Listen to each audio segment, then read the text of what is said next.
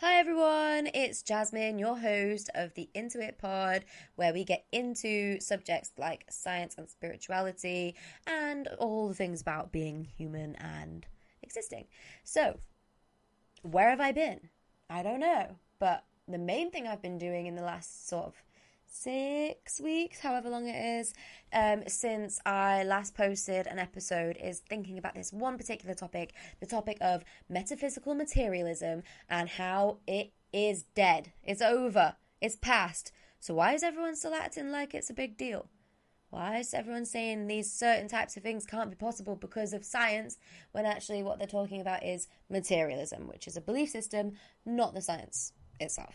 Now, we're going to go into this whole topic all the way through this episode, but essentially I have relied so heavily on multiple books during this episode, so I just want to give them all a shout out right now. One is The Source by Dr. Tara Swart. She's a neuroscientist. One is Real Magic by Dean Radin, who I've spoken about before.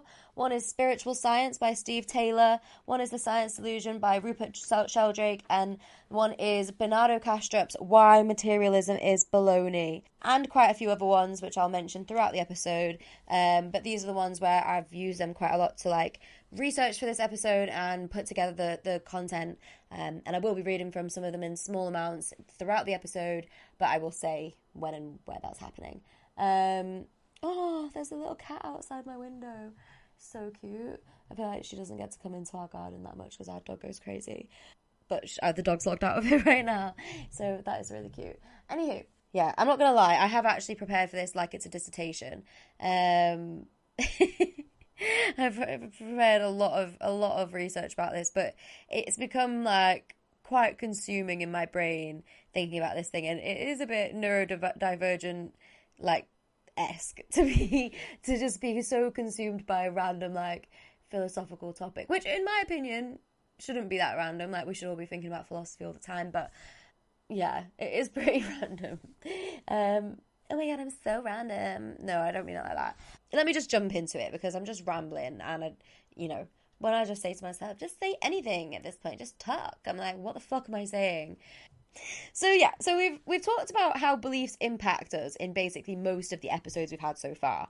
Our beliefs are fundamental to our experience of reality, and they are contagious as well. What we've talked about so far is mostly on a micro scale, so how beliefs affect us personally as individuals, our health, aging, performance, memory, skills, and prosperity. And there are endless ways that what we believe impacts our lives and our communities, each other. Our beliefs play a fundamental role in our lives, and they strengthen our sense of self, and they don't happen in a vacuum. The beliefs of other people in the world, our loved ones, enemies, or even strangers, the good or bad, are affecting us in some way, shape, or form. So what about on a larger scale? How does what we both individually and collectively believe about life's big questions impact us all? In this episode, I will be talking about and celebrating the death of materialism as a philosophically viable or scientifically upholdable belief system. Basically, I have quite a few people in my life that really consider themselves like critical thinkers, rationalists, realists, science bitch kind of people who are steadfast that life after death, anything to do with spirituality, law of attraction, crystals, intention, remote viewing, psychic abilities, basically they think all that shit is a load of shit. They think it's impossible and cannot be real because they believe those concepts are incompatible with science, and they make sure that that they think that you're silly, they think you're foolish, naive, just stupid basically.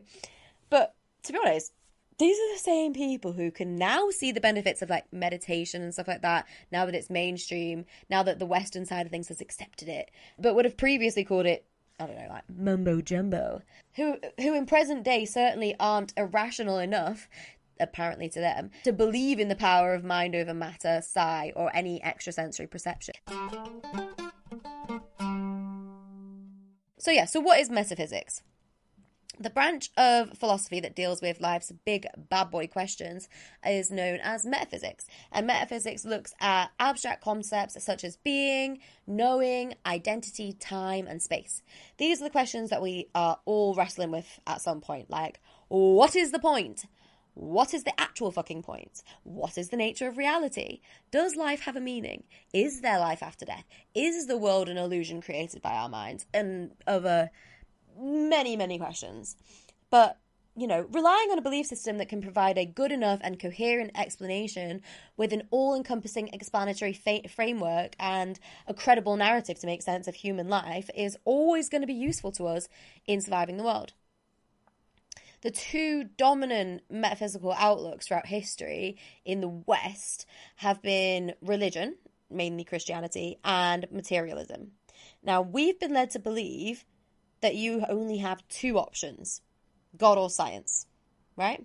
But the materialist belief system is misleadingly presenting itself as the science, when really its assumptions and beliefs have no basis in facts, and which have only become dominant due to its proximity to science rather than being the science itself. En masse, we've come to believe in either heaven and hell, or believe that there is zero life after death. We're taught to think that you either believe in a creator God, or you believe we are nothing more than animated robots, machines with nothing else to us. Either a God who overlooks and controls the world's events and people, or nothing exists except for chemical particles and the phenomena, like humans, that have accidentally formed from them with no purpose. But this is a false dichotomy. That shit is not true. The binary thinking is so absurd, man. It's crazy it's come this far, but it's actually not even isolated to metaphysics, as we discussed in our episode about binary thinking. It really has overtaken our world and limited us. Mate, it's proper limiting. So I hope to show in this episode that it doesn't have to be either or. We don't have to choose between an orthodox materialist view and an orthodox religious one. We got choices, bitches! Our collectively held belief systems impact every single part of our everyday life and the world. They impact our laws and our economy and our governments, our medicine, our educational curriculum, and our relationships.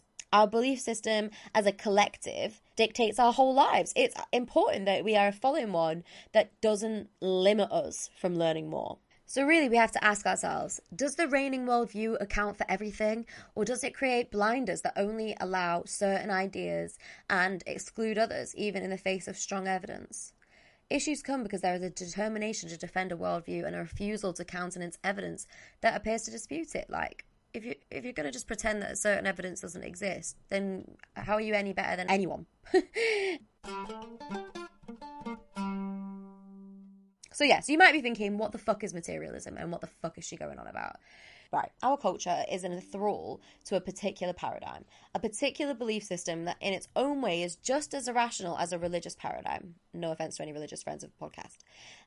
That little bastard, which has enthralled our culture, is called materialism, and despite its major failings that I will tell you about throughout the episode, it has found world domination.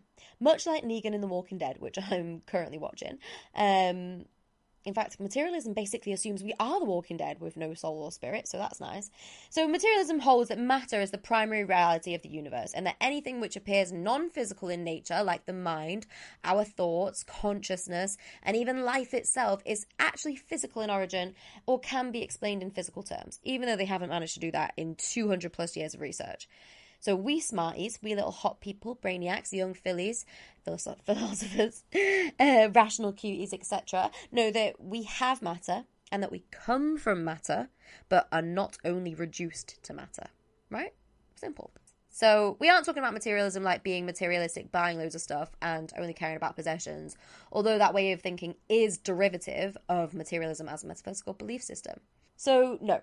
Metaphysical materialism is a belief system that assumes that everything, and this is strict and important to the concepts, including abstract concepts, must be, in their opinion, causally dependent on or reducible to physical processes. Materialism is a psychosocial phenomenon, not a scientific conclusion. So you might be thinking, well, how have they, materialists, duped the scientific community? Aren't they the smartest people we have? First, they haven't, so we'll get to that. And second, the empirical data proves the models of science under certain conditions, not the metaphysical interpretation of those models. So it's the misinterpretation of the science that's gone on here, that we as humans got wrong 200 years ago, but now bare academics have been saying for decades that for sure, Materialism is incompatible with science, but science is not incompatible with psi and other psychic phenomena that we talk about on this podcast. To be honest, most people are actually quite taken aback and surprised by the notions that materialism requires in order to even work as a worldview, because honestly, they don't match with the experiences most of us have regularly. Materialism can't explain life, living, reason, calculation, goals, purposive behaviour, so things that you do on purpose, or consciousness. Some of the assumptions of materialism have become confused with the actual facts of the research. Many of us who assume that we're the rational, sciencey, skeptic people think that materialism is actually what all the science indicates, because that's what we've been led to believe by the learned elite. But that is actually false. I was surprised to figure this out as well. Like, I'm not trying to be like, ooh, conspiracy theory, but like, it's not right. If you actually just read the science, you can see it. Like, and loads of scientists are saying what I'm saying, so it's not just me being like, well. Anywho, let me get to this. Don't know why I'm getting so defensive, because probably if you're listening to my podcast, you probably already agree with what I'm saying. So I want to talk about it. But if you do like this podcast and you are interested in it, please let me know. Please get in touch with me. Please say, hey, this is cool to me, or whatever you think. Anyway, yeah, let me know. So anywho, where am I? Yeah, so many of us assume that we're basically well rational, and we think that we know what's going on. But yeah, I was quite surprised by the implications of materialism and how wrong most of us would immediately think it was if it was made clear what it all means. Like, there's so much to everything that we end up thinking, yeah, I'll just trust whatever, do you know what I mean? Like, you don't always think about it. You just kind of think, well, what do the most sciencey people say? Okay, I'll just trust them. Do you know what I mean? And actually, even the sciencey people have been misled in this situation, and a lot of the science people have now noticed this, but I'll get to that anyway. Yeah, so let me be clear as well. I'm not criticising science at all, but materialism, which is a form of scientism, which is basically take a few things out of science, make them look one way, and then plaster them everywhere along with assumptions to say all these things are true, even though only some of those things are true. Do you know what I'm trying to say? You will anyway. You will by the end of this. So yeah, so the Eurocentric development of the mainstream belief system or Western worldview of materialism, also known as physicalism, which is slightly different but basically the same thing, began around the Age of Reason, which is defined as the period of rigorous scientific, political and philosophical discourse that characterised European society during the long 18th century, which was basically from the 17th century to the ending of the Napoleonic Wars in 1815. But unfortunately, it hasn't really adapted since then, despite all the updates to what we now know scientifically in every field that disprove materialism so clearly. I'm going to read a bit from this book by Dean Radin, which will be linked in the description, and it basically explains how materialism consists of three assumptions. Realism, which basically says the physical world consists of objects with real properties that are completely independent of observation. This means that your double shot, extra hot, no foam, skinny latte from your local coffee shop has real properties like a certain taste, warmth, flavour and aroma. It also means that these properties exist even when you're not paying attention to your drink. Locality, objects are completely separate. Action at a distance is impossible. For object A to affect object B, you have to shove A and make it collide into B. In the realm of deep physics, this collision might involve infinitesimally tiny particles or force fields, but the general idea still holds. Causality, the arrow of time is a consequence of the second law of thermodynamics, so it's against the law to try and get any information from the future. There are no exceptions. Try to reverse time and you'll go directly to jail. So yeah, so there's realism, locality, and causality. If you combine these core assumptions, you end up with the four principles that form this widely accepted worldview: mechanism, physicalism, materialism, and reductionism. Unfortunately, it's also widely known that these principles don't hold in every scenario, which makes it wobbly at best, right? The thing is, those principles and assumptions are extremely powerful. Powerful? Powerful. After they were adopted, it took humanity only a few hundred years to advance from staring slack-jawed at the moon as the most exciting form of evening entertainment to asking the voice recognition feature of your smart home controller to dim the lamp, turn up the thermostat, make a cup of coffee, and play an on-demand movie on your tablet computer while you video chat with a friend on the other side of the planet. So it isn't sensible to throw away what demonstrably works. If we had based our worldview solely upon religious text or esoteric lore, we probably wouldn't be enjoying the wonders of streaming movies and emoji texting. It took a dedicated interest in what was long regarded as natural magic by generations of proto-scientists, many at risk of their lives and careers, to establish today's scientific worldview. That worldview has advanced so far and so fast that it's practically eliminated the need to talk to each other. But what does the reigning view account for? Like, is it creating these blinders? Yes. Is it, does a powerful worldview make it a little too easy to decide what is or what is not supposed to be possible, and in doing so inhibit our possibilities and imagination, which have always brought us forward in the past? So we're just making the same mistakes again if we don't change this, So yeah, I'm going to start by telling you some of the 10 of the principles of materialism, so you can really see what I mean about this absurdity paradox that we accidentally landed in. And later on, we can chat about how we landed there. So these ideas can be said to be the primary assumptions of materialism, but other assumptions follow from them. Every religion has a number of basic core beliefs or tenets, principles that everyone who takes up the religion has to adopt, and what follows are, well, that's not necessarily true of every religion, but, they do generally have these core beliefs. And what follows are materialist ones. So materialists say humans are purely physical machines. There is nothing else to us than the physical stuff. So atoms, molecules, cells, etc. There's no spirit, soul, or life force within them. Well, within us, sorry. Materialists say life came to be by total accident via the interactions between certain chemicals. It evolved from simple tiny bacteria through randomly occurring mutations via natural selection, aka survival of the fittest. By the way, I'm not denying evolution whatsoever. Just want you to know that. I believe in evolution, obviously. It's not really a belief thing, it just is. Darwin's interpretation of evolution is actually different to the mainstream accepted thing of natural selection, survival of the fittest, etc. So that's something we'll get into later as well, but just so you know, I'm not like evolution denier or anything. Anyway, materialists say we are made up of purely selfish genes with the single goal of self-replication. Humans are merely vehicles for the spreading of our genetic material, like the fungi thing on The Last of Us, like how it grows. Materialists say that the number one motivation of all humans, like zombies, is the desire to replicate their genes. And this is the number one motivation, is the driver of all human behavior. Materialists believe that altruism doesn't truly exist, and people never do anything that isn't for selfish reasons, which is not what Darwin thought and is not what I think. Materialists say that all mental phenomena can be explained down to neurological activity, that consciousness is generated only from brain matter, that the billions of neurons in our brains work together in some yet undiscovered way to create the subjective feeling of being someone who can think and feel. Okay, hun.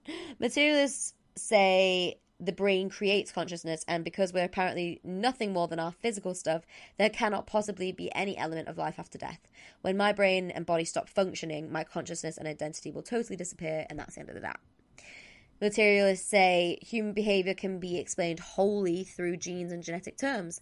They say that the only reason a personality trait or characteristic still exists is because it had the benefit to humankind, and survival value for our ancestors. And they say this is how we evolved to be who we are, and it comes to pass through our genes. Materialists say that we are isolated individuals only moving through space separate to one another. There is no interconnection. One of us cannot affect another in any way but physically. They say that the idea is that we each have our own bodies and brains that we can touch physically and talk using languages, but our sense of identity being produced solely by the brain is fully enclosed, entombed, as some would say, with the physical matter of our bodies. So then they also say that the world exists out there, separate from humans and independent of us, and it would exist in the same way whether we're aware of it or not. They say that normal states of awareness are objective, reliable, and any other states of awareness, whether altered or any other higher state of consciousness, are hallucinations which can be fully explained in terms of unusual brain activity. They say that proven paranormal and psi phenomena cannot be genuine because they contravene the laws of nature. Spoiler alert, they don't. So what the fuck? And laws of nature are fixed and rigid. They always have and always will be consistent, rather than habitual and gradually changing over time, which has also been disproven. So it's all been disproven, lol. Materialism contains assumptions and beliefs with no basis in fact, right? But which have authority simply because of a tenuous association with science. Materialists have wiggled their way in there and misled people to think that materialism is interchangeable with the word science. The assumptions of materialism are misleadingly put forward as facts when really it's their proven incorrect opinion on what the science means, not the science itself. Mic drop. I'm not going to drop my mic. There's a quote I'm going to read here from the book Spiritual Science, Why Science Needs Spirituality to Make Sense of the World by Steve Taylor, who's a psychologist. And he was talking about this exact subject, which is kind of one of the things that got me interested in it to begin with, and then sent me on a wild thing of reading 6 or 7 books around this topic.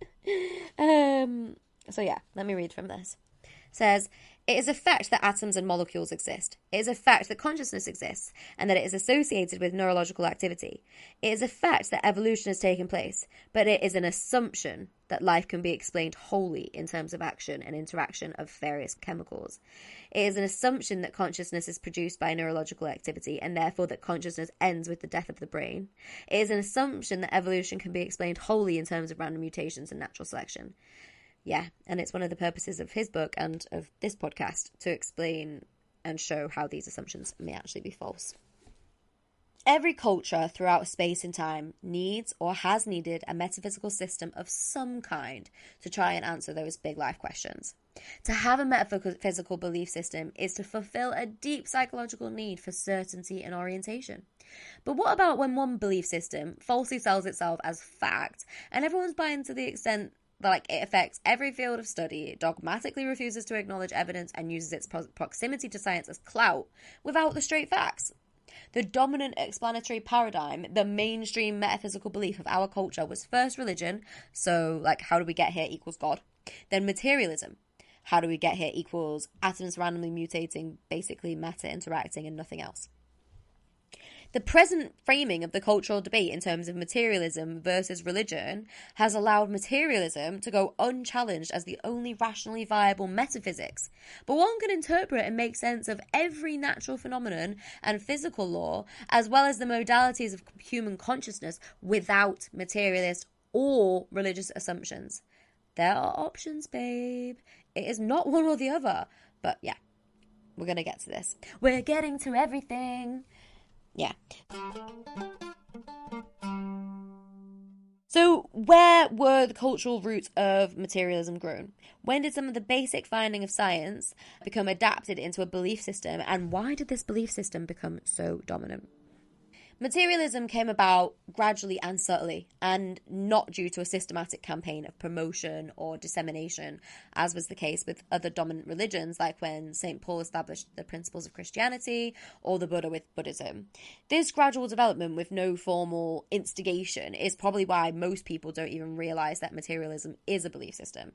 In my opinion, this is how things have started to become lost in translation. If you're not looking at the full picture, which most of us don't read every bit of research, data, science, history, and philosophy on the subject, including scientists, including doctors, including everyone, because nobody can, then there are blurred lines where details are messy, things don't add up, and there are many unanswered questions. Materialism is the dominant belief system amongst those who consider themselves rational, sciencey peeps, but not because it's facts. It's 19th century old news that's now, with newer science, been proven incorrect from every angle. Mainly, it's remained dominant because most people are under the false impression that you either believe in God or materialism, which is wrongly used interchangeably with science. But how did we get here?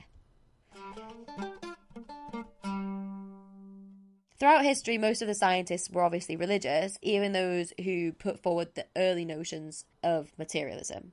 For example, it was Descartes and Isaac Newton who originally established the materialist foundation, but they were not materialists in the modern sense, as they were religious, thus believing that there is more to us than matter, unlike modern materialists. Newton, who worked out the laws of gravity, principles of visible light, laws of motion, and also contributed to calculus, realized that living beings and the universe itself could be explained in mechanistic terms, but he saw his work as an attempt to understand and explain in his terms God's creation. So even one of the founding fathers of materialism was religious and spent much of his life writing religious works that he deemed to be more significant than his scientific works. His idea of one way to look at the universe, to measure something, became, through the learned elite, and to be honest, bare racism, the only way. And we made a wrong turn in scientific exploration, and that, my friends, was ultimately a political power move, not one with humanity's best interests and future experience and prosperity at heart. But, this religiosity was common. There were loads of top scientists who were religious as fuck in their time. The rise of Christianity came when it became the official religion of the Roman Empire in the 4th century when Constantine was converted. But it spread so fast and so wide that psychological factors were 10 million% involved. The brutal suffering and hardship of medieval life, full of poverty, oppression, smallpox, typhus, and the plague. Horrible histories ting. Probs made the notion that an almighty being watching over the world and controlling its events, pretty nice. Especially when you add in a blissful, peaceful eternity of heaven at the end of your life. It worked as a coherent metaphysical system with which to explain life and the nature of reality. But in the second half of the 1800s, there were further scientific discoveries, like evolution, that made Christian beliefs less feasible and pretty incompatible with what we had come to know.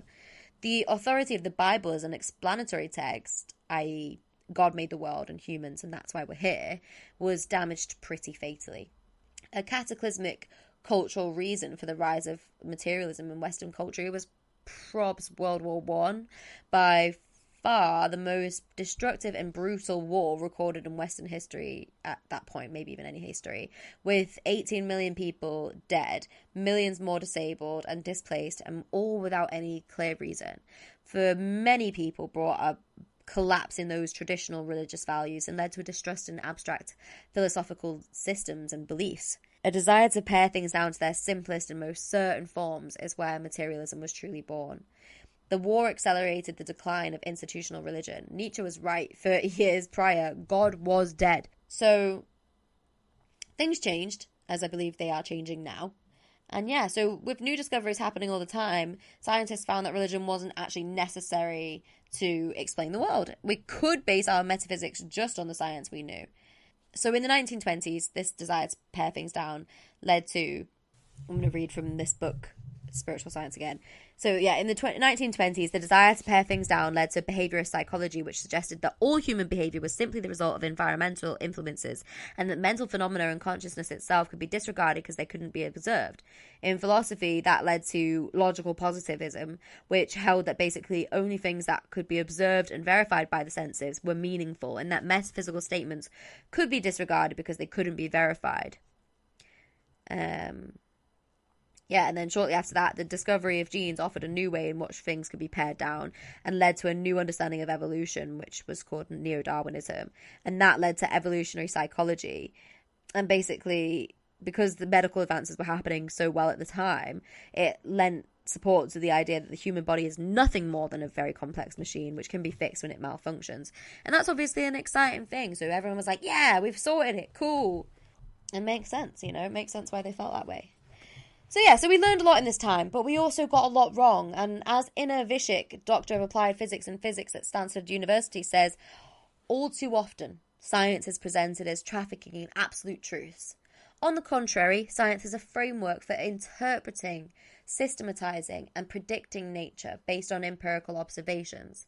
That is to say, a well-accepted theory, a framework for understanding or predicting nature, can always be upended with sufficiently compelling contrary evidence. Mainstream science used to think that the Earth was the centre of this universe, but now we know it's the sun. There are countless examples of this as a huge part of learning science and human development, to get things wrong before we get them right, just as we fall to learn to walk. So whether it's fortunately because we're learning or unfortunately because of the consequences of getting it wrong, we now know that much of the science of the past was off the mark, and it applies here. Where materialism has been extrapolated out of the gaps in the science that we had at the time, the assumptions drawn by scientists 200 years ago were little best guesses, but with big consequences. And the truth is, we now know that we were very misguided, as we found a far too extreme system that insisted that nothing existed except particles and matter, and that all phenomena could and should only be explained in terms of the interactions and organization of these particles. But many aspects of life didn't fit, so materialists decided to ignore that data and pretend it didn't exist, and basically gaslit the world. A healthy person is okay with getting things wrong sometimes, and so is a healthy society. It's okay to not always get things right, while you're figuring things out. However, in my opinion, the learned elite, the Oxfordian boys, the same idiots and friends in control of the government, the media, and the world, use social power structures to continue the idea that anything that was already thought and proven in Eastern philosophies, Eastern schools of thought, or indigenous philosophies about the world must be false in the past or lesser than. And this is essentially a form of racial prejudice pushed through the class system for ulterior motives and simultaneously allowing for the rampant individualism that tortures our world. It's literally the baseline for capitalism and class structure. It's customary for us in the West to think that our perception of the world is somehow more valid or, more smart than that of indigenous peoples. Why do you think that is? Centuries of dickheads looking for power. And what thing is more powerful to control than your core beliefs about the nature of life? If someone can control that, they can control us. And that has been evident forever. Most people who hold this belief system of materialism assume that they have the identity of authority in their supposed rationality. But it's not rational to ignore the stats in lieu of a belief that it's impossible. That's just like religious dogma. So how rational are you? Justin E. H. Smith, a philosopher at the University of Paris, takes up this subject in his book Rationality, A History of the Dark Side of Reason. He pokes holes in the story humans in the Western world have been telling themselves for centuries, that we were once blinkered by myth and superstition, but then the ancient Greeks discovered reason, and later the Enlightenment cemented rationality as the highest value in human life. Smith argues that this is a flattering but false story. Humans, he says, are hardly rational, and in fact, irrationality has defined much of human life and history. And the point is not merely academic. The desire to impose rationality to make people or society more rational mutates into spectacular outbursts of irrationality. So people trying to make things more rational ends up making you more irrational. And to be honest, some materialists still see themselves as a part of a historical rational extremism enlightenment project whose aim is to overcome superstition and irrationality, still jumping on the train of the age of reason in the 18th century. But this was originally a process of liberation from the hegemony of the church and the monarchy, replacing dogma and myth with scientific knowledge, and some of it has been amazing. We have hugely benefited from it, where this has given rise to medicine and technology, freedom from superstition and taboos, freedom from social and intellectual oppression in some situations, and it has in turn created a more evidence-based concept of reality. However, many modern materialists have gone the opposite way and given rise to dogma and myth because they veered away from what the science actually says. They've created taboos around some science in lieu of what fits their made-up criteria of what we can and can't be scientifically capable of. If something seems too magical for them to understand scientifically, even though other specialist scientists in those areas are telling them the facts, they deny. It's genuinely like a fear thing. Their idea of this enlightenment project leads to a blanket opposition of any phenomena which appears to be irrational, like telepathy, remote viewing, precognition, NDEs, near-death experiences, or spiritual experiences in general, even in the faces of heaps of credible, scientifically sound evidence that supports the existence of these things. Never mind the millions of people, billions of people who have had experiences like this, who are telling you I've had these experiences. They put these ideas in the same category as fundamentalist or extreme religious beliefs. And to be honest, this is a great time to talk about this. This is what philosopher Ken Wilber calls the pre/trans rational fallacy. He explains that it's very easy to confuse pre-rational and trans-rational phenomena. Fundamentalist religion is pre-rational. It willfully ignores the evidence of science, like evolution, for example, and clings to a mythic view of reality. But psi phenomena is trans-rational, because there is heaps of empirical evidence for these things, like telepathy, precognition, etc., and they do accord with the findings of physics and theories of consciousness. They aren't related to ignorance or superstition, but to unknown phenomena or forces which are currently beyond the limits of awareness. So the science isn't beneath us, which would be pre, but beyond us, which is trans. These phenomena do not in any way, shape or form go against the principles of science itself, but only against those of materialism, which we know is a load of shite, and its principles are invalid, so winner winner baby. It's only the materialist worldview which deems psi to be supernatural or paranormal, when actually it's just natural and normal. Also, if you're interested in evidence for psychic phenomena, a little light reading, I would recommend Supernormal by Dean Radin, who, again, is the head of the Institute of Noetic Sciences and has spent a lifetime researching these things. So that could be a good read if you're interested in that. So yeah, so materialism loves to oversimplify. Instead of saying, this is one method humans have invented to look at something, they say, this method proves you should only look at it from this point of view. Like seeing a pink fluffy apple with teeth that dribbles juice, burps, cries, and just saying, it's just an apple and should only be looked at as a fruit. It asks that all research on every other aspect of the weirdest apple ever to be defunded, that all interested parties are insane or stupid. Much of what society at large considers the cold, hard facts of life are, in reality, ungrounded supposition and abstraction, much of it flying in the face of reason, parsimony, and lucid observation. And sadly, that is, a part of that is that it's nearly impossible for anyone in a modern cultural context to escape the haze of the zeitgeist and develop a truly unbiased, critical, and personal worldview. Me too. It's a whole topic in itself, but you can learn more about this epidemic of dysrationalia, which means where even for very smart people, over-rationality becomes irrational, in David Robson's book, The Intelligence Trap. So that's another book to recommend. Although, by the way, everything is linked in the little link in, I want to say link in bio, but it's not link in bio, link in description. It's like a little link tree, and it's got a lot of links on there because I did a lot of reading for this. All the books that I mentioned that I've read for this are just the tip of the iceberg, because I've also read about 200 articles on this now, different. Anyway, I just need to stop going over myself, but I read a lot. Just out of interest, to be fucking honest. Just trying to figure it out, but now I feel like I've read enough to discuss with you. I also have read recently, before I got onto this topic, Being You, which is a new science of consciousness by Anil Seth, and The Conscious Universe by Dean Radin, which opened my mind to more things about consciousness in general, but I will talk about that another time as well. Anyway, materialism takes 2 + 2 and makes 10. Calls you irrational for believing anything else. And to be honest, that is like being in an abusive relationship.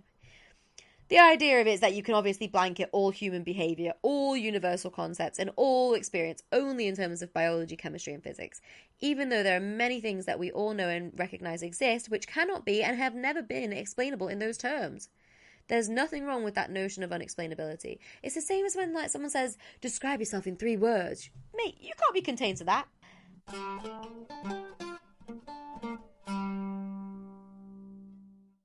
So as Dean Radin, again, who is the head of the Institute of Noetic Sciences, says in one of his books, there is no doubt that science is the most accurate lens on reality that humanity has ever developed so far. What we've collectively discovered about the nature of nature over the last 4 centuries is a beautiful and inspiring testament to our creativity and imagination. Technologies based on that knowledge provide proof that our discoveries are valid. So in further developing for the future, it would be silly to throw away what we've learned so far, but it also would be very silly to assume that we are done. Reality viewed only through the lens of science is an exceedingly thin slice of the whole shebang. Science is tightly focused on the objective, measurable, physical world, and so is materialism. But materialism says that, that's all, and science does not. But anyway, yeah. With science focused on the objective, that focus excludes the only thing that you can ever know for sure, your subjective experience of consciousness, that inner spark of sentience you call me. Yeah, so while the practice of science has primarily chosen to concentrate on the objective world, scientific methods are extremely powerful, and so we can redirect our lens, take a little peek inwards, and explore what consciousness is capable of. And girl, that's what this whole podcast is about. When we do that, we find whole new realms of knowledge. And by taking this inner perspective, some ideas we now consider impossible fantasy, just out there, can transform into aspects of nature that we can study. There's a great book I read last year called Physics of the Impossible by Michio Kaku, which talks all about how this, has happened time and time again. Things that we think are too magical are things that we eventually learn to study, and then we're like, oh, it's not actually magical, it's normal. There are rising trends in science that suggest that what was once called magic, scoffed at as below us, is beyond us, and is poised to evolve into a new scientific discipline. Just as medieval astrology and alchemy became today's astronomy and chemistry, Radin and I both think that this new discipline will be the study of the psychophysical nature of reality, the connective space that shimmers between mind and matter. Understanding how this enigmatic space works in a way that's consistent with the rest of the science requires us to reject materialism and to find a new metaphysical belief system, a new lens through which we understand reality.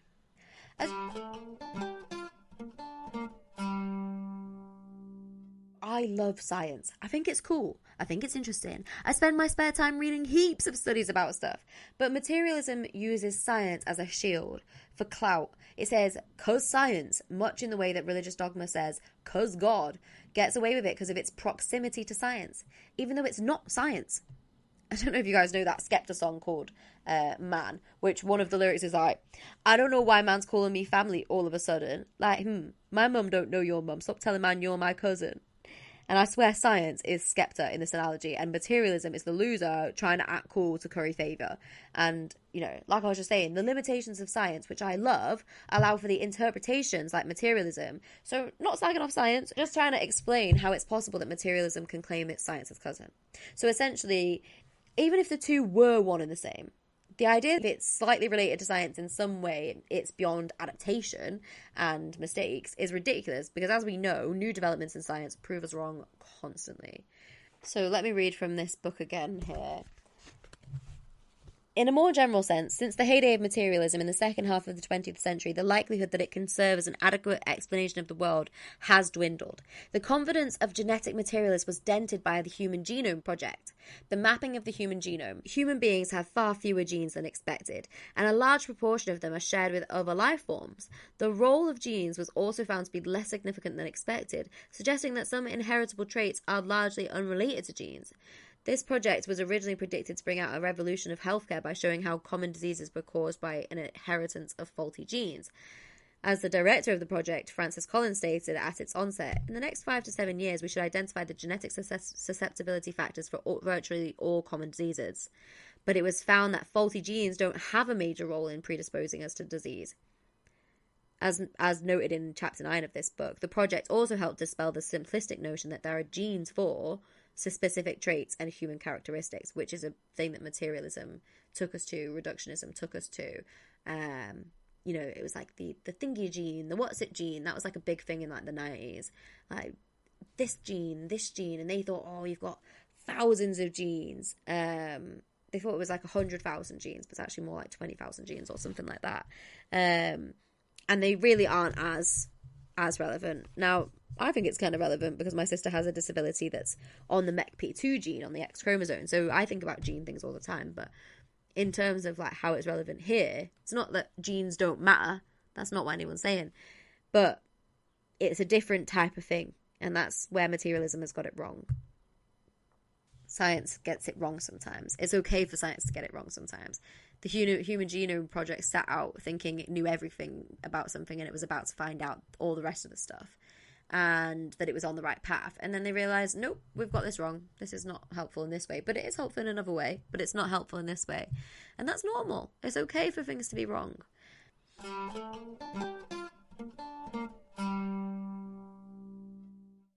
So yeah, materialism runs away with the facts and sells assumptions about the implications of the facts until they're fiction. Proximity to science is not science. Even most science isn't set in stone, but fucking hell, at least argue what the science says. Let me tell you a bit about some science stuff that I found out. So the origin of the word science is from the Latin to know, to distinguish by separating.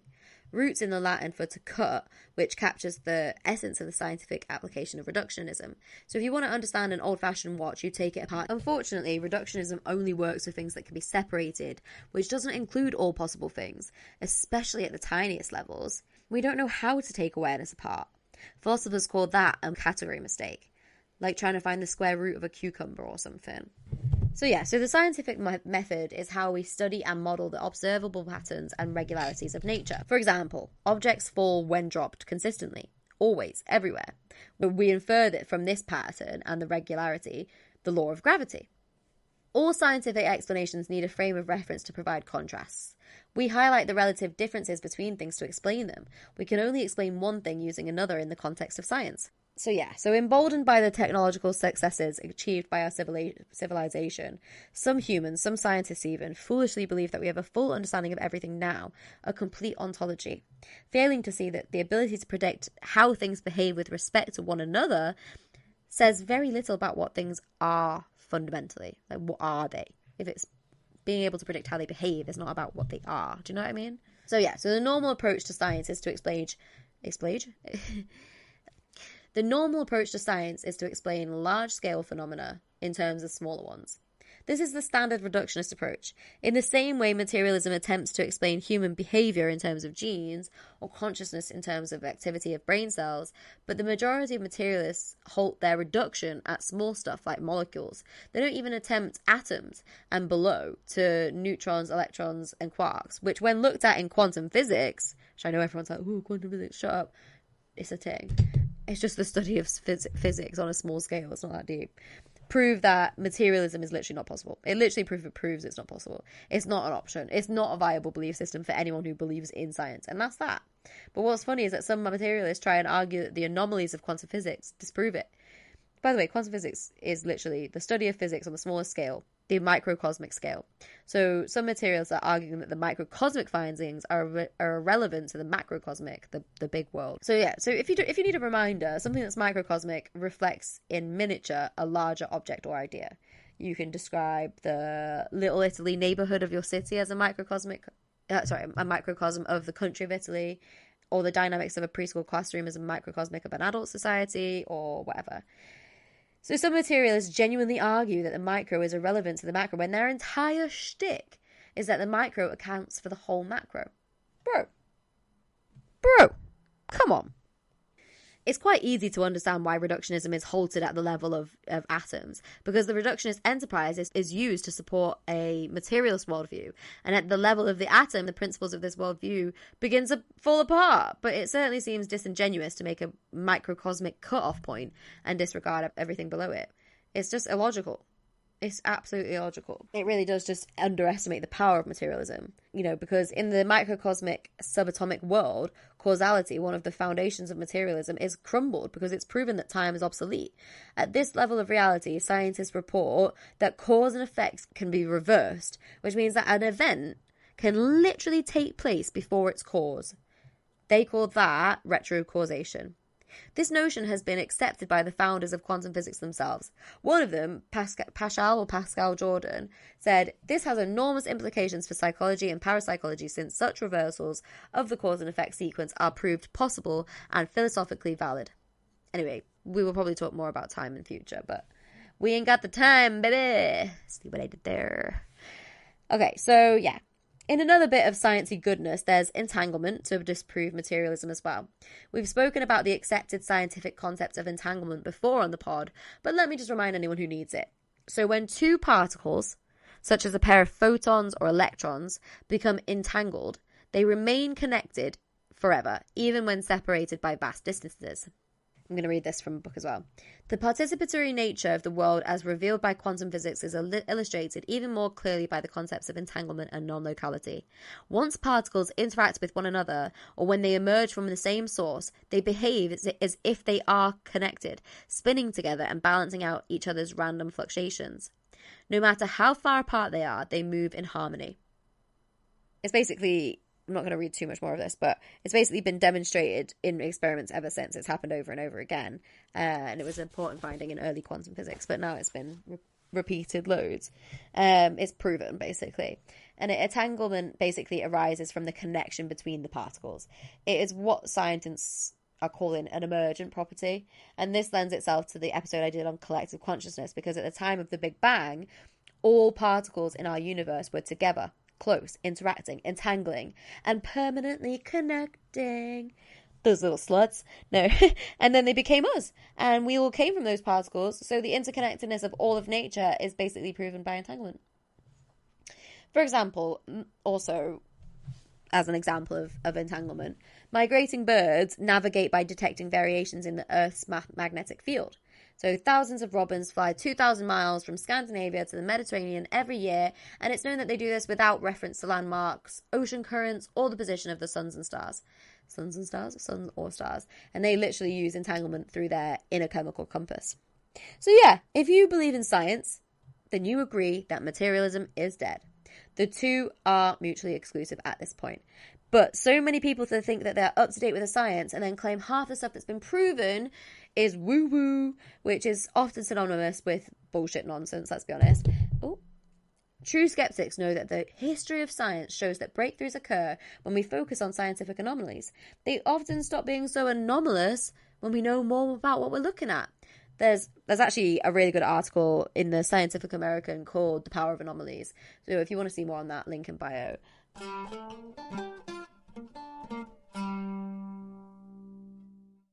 So, in 2014, a group of scientists from a variety of fields, including biology, neuroscience, psychology, medicine, and psychiatry, published a manifesto for a post-materialist science, which now has over 300 signatories from their respective fields. So, top scientists across a variety of sciences agree that materialism needs to be left in the past. It's old news. It's fake news. It's gonzo. It's Audi. It's Square. A central point to the post-materialist science manifesto is that there is a deep interconnectedness between the mind and the physical world. This isn't in any way rejecting science or the vital importance of matter and understanding it, but instead it's about a wider, better understanding of science and rejecting the common misconception that all we are is matter. Here's a quote from it. Here's a quote from that manifesto that the 300 different scientists have signed.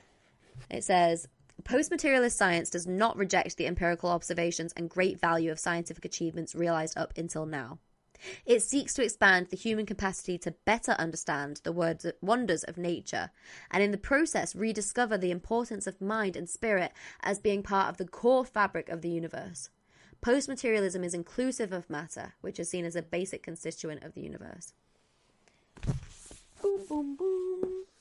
So consciousness is materialism's biggest problem. It's got more than 99 problems, and consciousness is a bitch who is definitely one. Obviously, David Chalmers coined it the hard problem. I've spoken about this before. It's also known as the explanatory gap for obvious reasons, lol. So how does our consciousness pose a problem to materialism? Now, I am planning an episode all about consciousness, so keep your eyes out for that if you're interested in that kind of thing. I'm going to read out again from this other book about what is consciousness.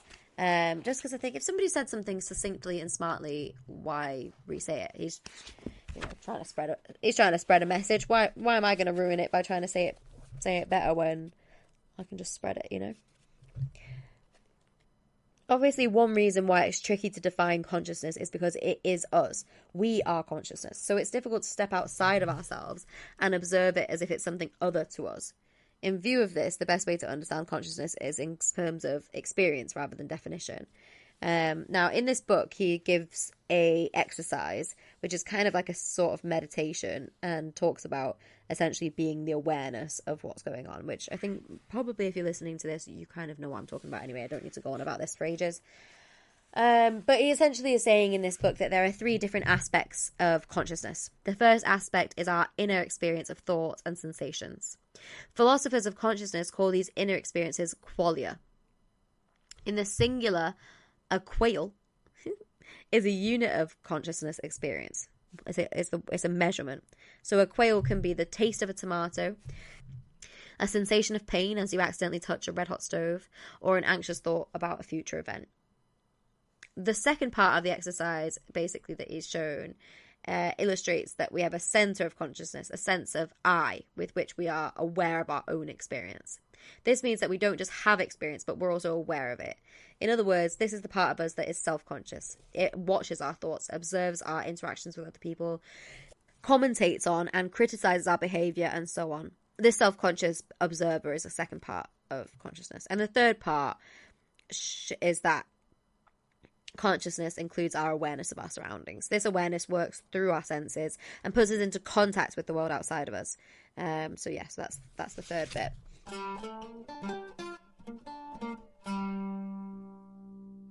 So what do materialists say about consciousness, I hear you ask? Among materialist philosophers, there are many schools of thought, of which one of the most extreme positions is known as eliminative materialism. And this kind of materialist would say that the mind is confined only to the sludgy stuff of brains, that there is nothing more to the mind than that they have this very extreme belief that thoughts, beliefs, desires, motives, and other mental states don't actually exist at all. Like, they literally think that we don't think. If that's not logical and irrational, I don't know what is. But anyway, they believe that those of us who do believe that people have thoughts or beliefs are victims of folk psychology. Lol. So these extremists believe that basically consciousness is just an aspect of the activity of the brain. Thoughts or sensations to them are just another way of talking about activity in particular regions of the cerebral cortex. Then there are other kinds of materialists such as epiphenomenalists who accept the existence of consciousness. So they accept that consciousness exists, but they see it as a functionless byproduct of the brain's activity, meaningless, like a shadow, just an epiphenomenon. So T.H. Huxley held this view. He famously said that we are conscious automata, meaning that people might as well be zombies with zero subjective experiences because all their behaviour is a result of brain activity alone. Walking Dead ting. Conscious experience in their eyes does nothing and means nothing to the physical world. There is also cognitive psychological materialism, which holds that consciousness is an emergent physical property of the brain.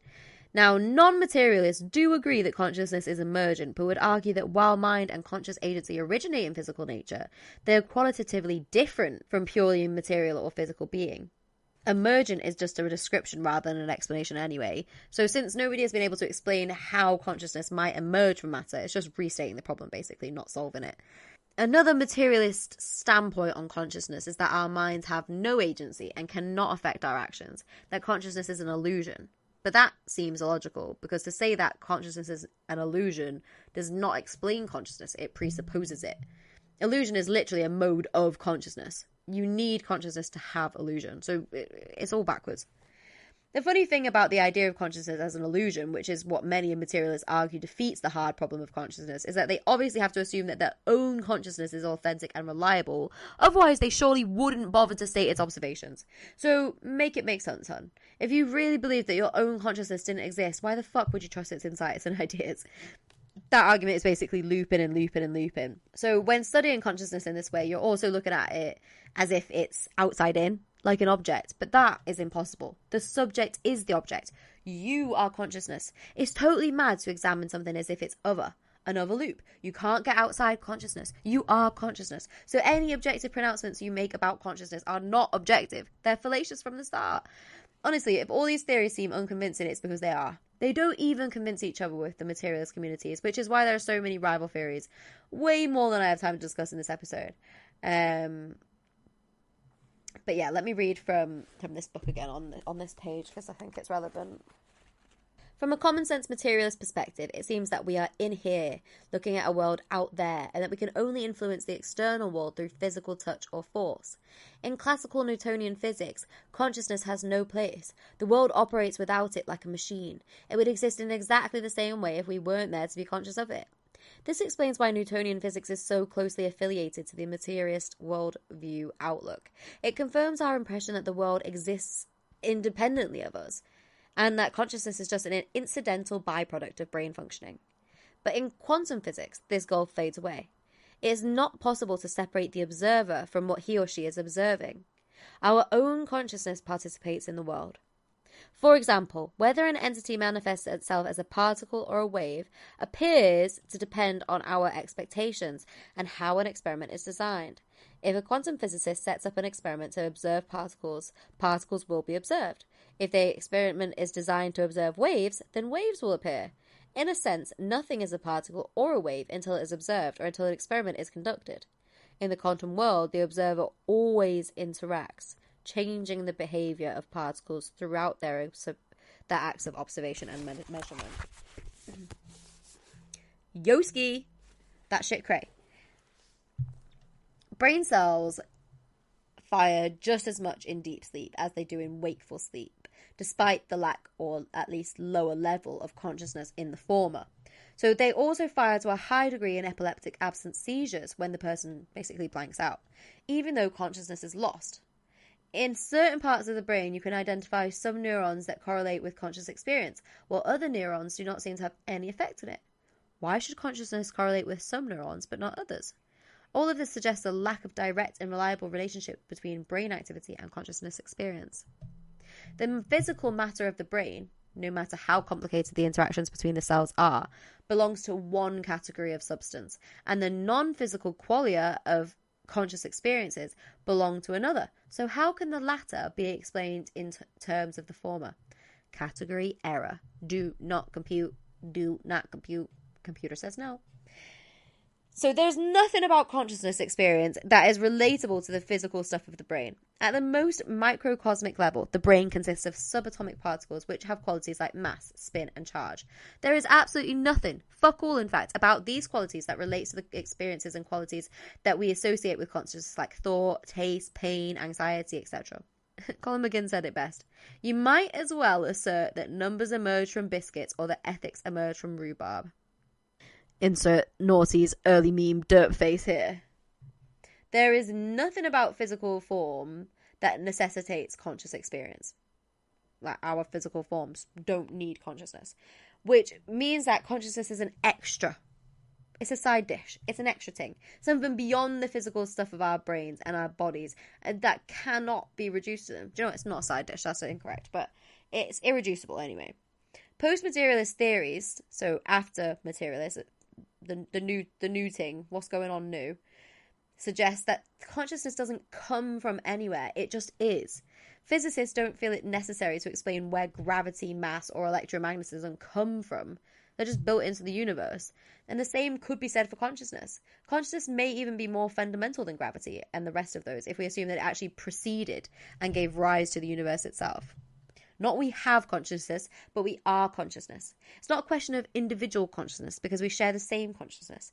We are essentially one, part of a greater unity rather than these separate individuals, which is pretty clear when you think about so many of the things we've spoken about on this podcast. Materialism is just incompatible with the up-to-date science and research around the psychological phenomena. Now, I actually saw quite a useful breakdown of this in a philosophy thread that explains this concept quite well, of how consciousness can't be reduced to matter and how it's needed for matter to exist in the first place. So I'm just going to read it out to you. Imagine a scenario where I ask you to think about eating a chocolate ice cream sundae, while the doctor does an MRI and takes a real-time scan of your brain state.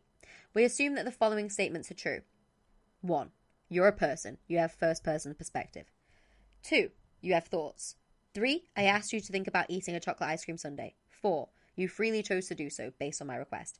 5. Those thoughts caused something to happen in your brain and perhaps elsewhere in your body. Notice that the thought in question, your first-person subjective experience of thinking about the chocolate sundae, would not be the same as the pattern in your brain, nor would it be the same as an MRI picture of the pattern. One glaring difference between them, your brain pattern isn't about anything, your thought is. It's about a chocolate sundae. We have thoughts and ideas, what philosophers call intentional states, that are about other things other than themselves.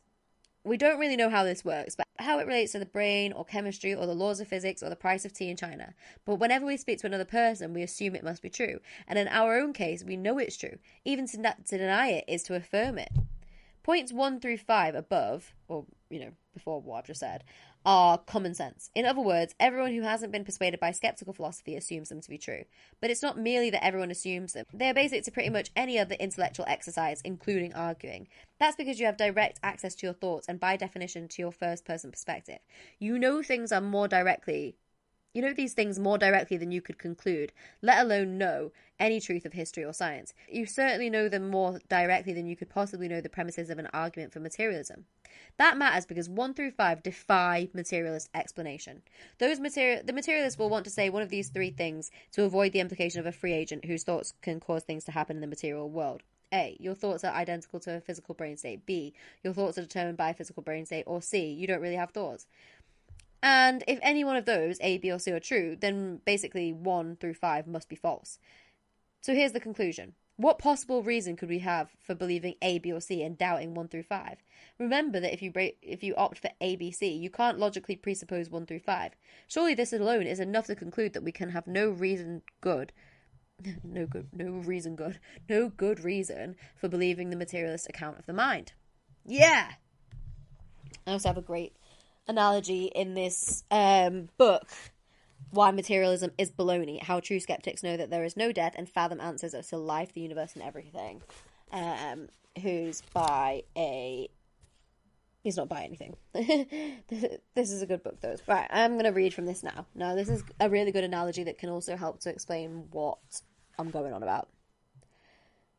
We as a society are guilty, by ignorance or omission, of allowing science to outreach its boundaries on the basis of the equivocated assumption that technological prowess is proof of some deep scientific understanding of the underlying nature of reality. Let us put this in context with an analogy. One needs to know nothing about a computer architecture or software in order to play a computer game well, and even just win. Just watch a 5-year-old kid. Playing a computer game only requires an ability to understand and predict how the elements of the game behave relative to one another. If your character shoots that spot, it scores points. If your character touches that wall, it dies. It requires no understanding whatsoever of the underlying machine and code upon what the game runs. You can be a champion player without having a clue about central processing units, random access memories, universal serial buses, so CPUs, RAMs, RAMs and USBs, or any of the esoteric computer engineering that makes the game possible. All this engineering transcends the reality accessible empirically from within the game, yet the scientific methods limits itself to what is empirically and ordinarily observed from within the game of reality.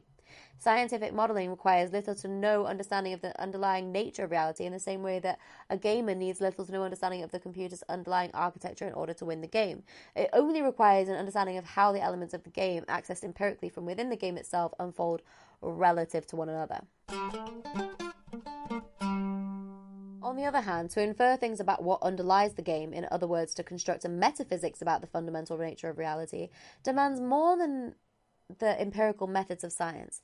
Indeed, it demands a kind of disciplined introspection that critically assesses not only the elements observed, but also the observer, the process of observation, and the interplay between the three in a holistic manner, an introspection that, as such, seeks to see through the game.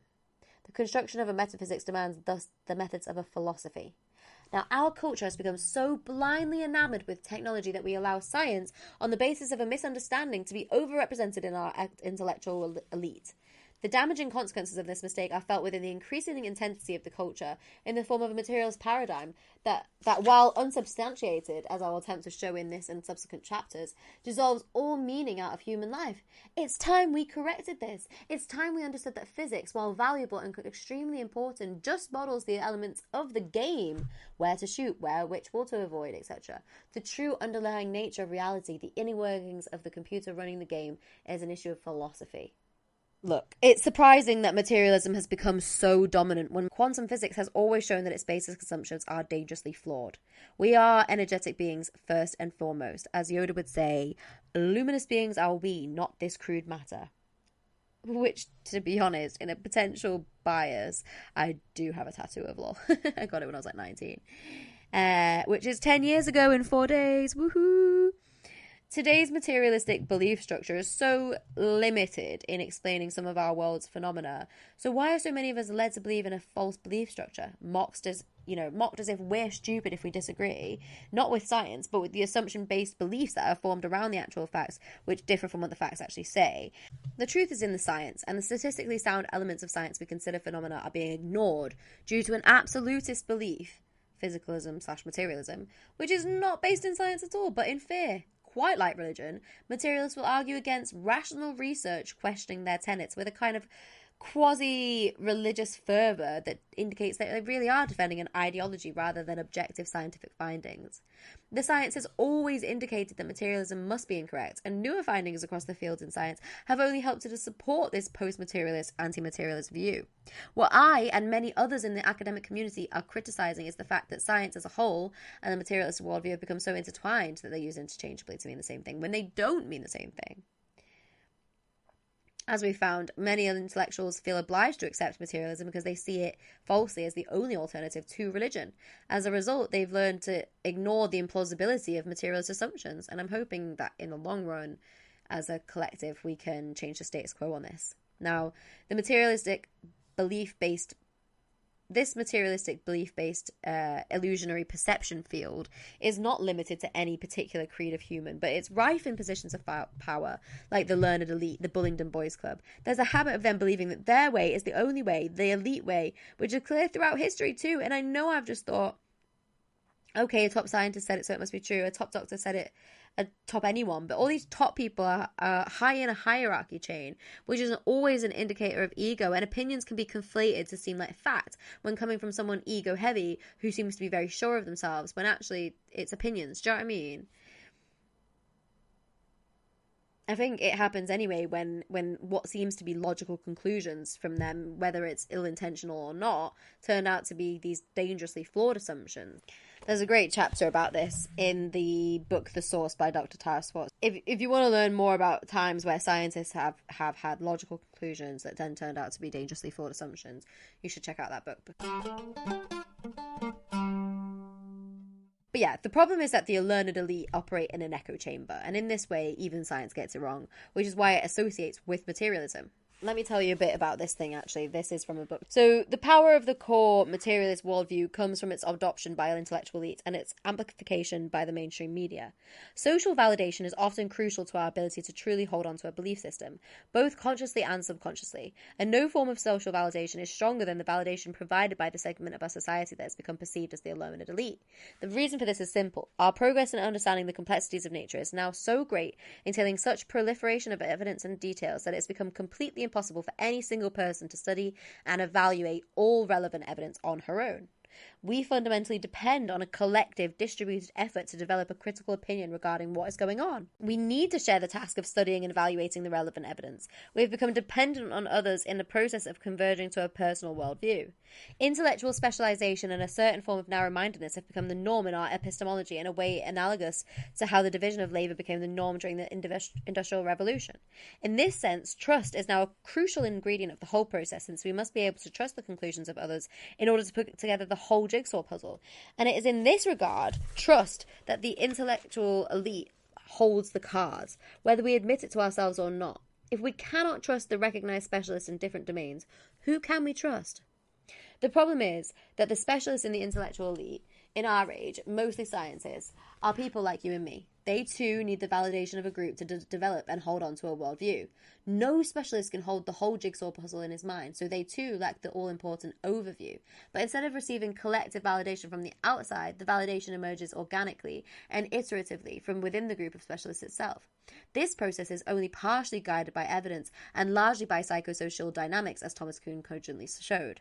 This basically lack of full overview, reinforcement and promotion of reigning consensus of an echo chamber is quite a big deal. Each person plays the dual role of, on the one hand, contributing personal insights to the emerging consensus, and on the other hand, calibrating their own opinions based on the validation or lack thereof that she gets from the emerging consensus. So once the system is evolved to a point where strong consensus has emerged and all serious dissenting views have been purged, most members of the intellectual elite begin to see it as their job to reinforce and promote this reigning consensus. Individuals who attempt to question the consensus at this stage become traitors primed for debunking, for their efforts, if successful, could deprive everyone of the collective validation they need to ground their intellectual and emotional lives, and probably even financial. Nobody fancies falling back into the dark days of intellectual chaos and uncertainty that, according to our modern account of history, characterized the pre-Enlightenment years. So people are obviously desperate to make sure that we're working things out in a good way, but have become so concerned with trying to work things out in a good way that potentially are keeping their minds and eyes closed to things that are actually real. So Thomas Kuhn talking about this echo chamber thing, just imagine it's pals of Boris Johnson and Rishi Sunak waffling to come to conclusions sometimes. Not everyone. Some of them are going to be lovely people with no bad intentions whatsoever, but who are just caught up in it, and that's just normal. But, STEM, science, technology, engineering and mechanics, or whatever it is male dominated as fuck. And the industry of science, much like the industries of everything, is an elite patriarchal system. This one has more connections to upper level government than any other field. If you look into the Royal Society institution, then you'll be able to see that as well. Again, that's a big topic, so I can't really go too much into it now because I really have been talking for ages. Like, literally. I mean, it'll probably be shorter than this when you guys hear it, but right now I've been speaking for an hour and 34 minutes without stopping, basically. So, yeah, I've got a lot to say still as well. So yeah, a quote from spiritual science says, the materialist model can only function by excluding psychic phenomena, NDEs, spiritual experiences, self-healing through mental influence like placebos and the expectation effect, pure altruism, and many other scientifically proven phenomena. This is the only way that such a narrow and rigid worldview can preserve itself, to ignore everything it can't explain. Now, Max Planck, the father of quantum physics, said, as a man who has devoted his whole life to the most clear-headed science, to the study, I can tell you as a result of my research about atoms this much: there is no matter as such. Basically, matter doesn't matter. Spirit is what matters. And this is a bit that's from renowned philosopher Thomas Nagel's book Mind and Cosmos, Why the Materialist Neo-Darwinian Concept of Nature is Almost Certainly False. It says, the modern materialist approach to life has conspicuously failed to explain such central mind-related features of our world as consciousness, intentionality, meaning, and value. This failure to account for something so integral to nature as mind is a major problem, threatening to unravel the entire naturalistic world picture, extending to biology, evolutionary theory, and cosmology. Since minds are features of biological systems that have developed through evolution, the standard materialist version of evolutionary biology is fundamentally incomplete, and the cosmological history that led to the origin of life and the coming into existence of the conditions for evolution cannot be merely a materialist history either. An adequate conception of nature would have to explain the appearance in the universe of material, irreducible, conscious minds as such. Nagel's skepticism is not based on religious belief or any belief in any other definite alternative. In Mind and Cosmos, he does suggest that if the materialist account is wrong, then principles of a different kind may also be at work in the history of nature. Principles of the growth of order that are in their logical form, teleological rather than mechanistic. In spite of the great achievements of the physical sciences, reductive materialism is a worldview ripe for displacement. Nagel shows that to recognize its limits is the first step in looking for alternatives, or at least being open to their possibility. Like religion, materialism has basically now been proved false by all the scientists. This happens all the time. Scientists study for generations, and the changes in widespread knowledge take time to settle into a new society. New info equals new theories. People don't always trust new things straight away. It can be uncomfortable to challenge the status quo, but by now it is not new to be rejecting materialist paradigms. There has always been loads of holes in the tenets that many notable scientists have pointed out rigorously for decades at least. The problem with this binary thinking of materialism versus religion is that arguments from many years ago against materialism came from those promoting religion, which many of us reject. So the need to pick a side landed us nearer to science with materialism, but with many questions unanswered surrounding things that science supports and has heaps of undisputable evidence for, but materialism rejects as impossible. So we know for a fact that materialism is impossible and incompatible with what we know. So many people vehemently deny the existence of that which has been proven, but which doesn't fit with the materialist paradigm, like a lot of spirituality related things, which obviously materialist paradigm is irrelevant because it's BS. So, advocates of materialism have been very, it's science, bitch, but now it's clear it isn't science. So what is science and what is compatible? Now, although psi may contravene some of the laws of traditional Newtonian physics, it's completely compatible with some of the findings of modern physics, many of the findings of modern physics. For example, precognition, like we've spoken about in previous episodes, makes no sense in Newtonian terms, but is completely compatible with our more recent concepts in physics. Many physicists no longer think that time is linear, but instead speak of the spatialization of time, or a block universe in which everything that has ever happened or will ever happen exists simultaneously. The universe is in a four-dimensional space-time. Space-time. It doesn't flow, it's static. In this way, the concepts of past, present, future, etc. are obsolete, meaningless, dead. This suggests space and time are illusory concepts, hallucinations are created by our minds to impose order on our experience, basically. No physical experiments have ever been able to prove or verify the idea that time passes or that there is a past and future divided by a present. Philosophy friends will recognize the concepts of categories that Immanuel Kant spoke about in regard to how we perceptualize time. But anyway, long story short, psi is perfectly compatible with modern science. In addition to proving that time is relative to speed and gravity, Einstein also showed that there is no set order in which events occur. As he described it, the distinction between past, present, and future is a stubborn illusion. So saying you don't believe in psi because you're pro-science is actually just factually incorrect and not up to date with the research. More fool you. Not you guys, because I know you guys are with me, so I don't know why I'm saying it like it's so aggro. Right, so I want to tell you guys about this cool thing that is in this book. It's The Real Magic book by Dean Radin, and yeah, I'm just going to read this out to you. It says, based on thousands of psi experiments published over the last century by researchers around the world, many properties of psychic phenomena have been discovered. In order of scientific confidence, meaning the degree to which the evidence has been successfully and independently repeated, 6 conclusions may be drawn. 1. We have the capacity to gain information unbound by the everyday limitations of space-time and without the use of the ordinary senses. In the vernacular, psi is a genuine sixth sense. Based on the available scientific evidence, this is virtual certainty. 2. Psi capacities are widely distributed among the general population. Extreme levels of psi talent are rare, but laboratory tests indicate that most people have some discernible ability, whether they're aware of it or not. Which we've talked about before. That's kind of the whole thing of this podcast, that everyone's got a bit of intuition and stuff. These effects arise from the unconscious. Psi abilities can be observed during conscious awareness, but more reliably effects can be detected below the level of awareness via physiological measurements and other techniques used to study implicit and unconscious responses. So that's like how we've spoken about in previous episodes, how people's heart rate will change and stuff like that, like rather than them just saying, yes, I could see it. Do you know what I mean? Like it's more happening within their body. So this is number 4. Psi effects are stronger during non-ordinary states of consciousness, such as during meditation, while dreaming, or while under the influence of psychedelic compounds. 5. We have the capacity to mentally influence the physical world, probably not through application of the 4 known physical forces, but perhaps through as yet unidentified principles that either affect the probabilities of events or warp the fabric of space-time. And 6. We can gain information from sources purported to be non-physical entities.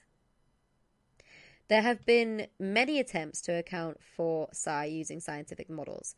These theoretical efforts have yet to persuade the broader scientific community, largely because psi is deeply related to consciousness in some way, and we're still so far from understanding what consciousness is, never mind what its capabilities may be. But there are signs that science is headed towards a major shift in worldview, and when that transformation is complete, the evidence for psi and its close association with magic will become far more palatable. So look, if you've been listening to all the episodes of the podcast, you already have heaps of credible evidence for psi phenomena, and that, TBH, not to sound all dorky or anything, but is really fucking cool.